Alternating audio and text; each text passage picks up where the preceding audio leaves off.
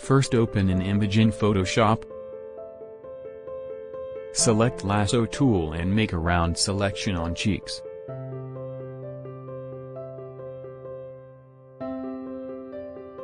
Do the same on other by press and holding Shift key.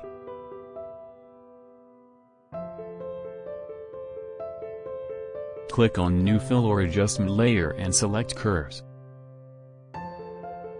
Just drag the RGB channel layer slightly downward to make it dark. Now select Red color channel and just drag the curve towards up to make it light. Now click the layer mask and adjust the feather according to need.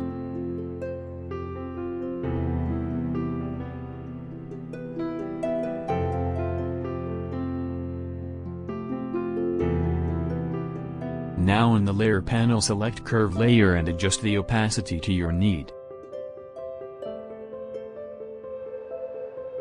You can clearly see the difference.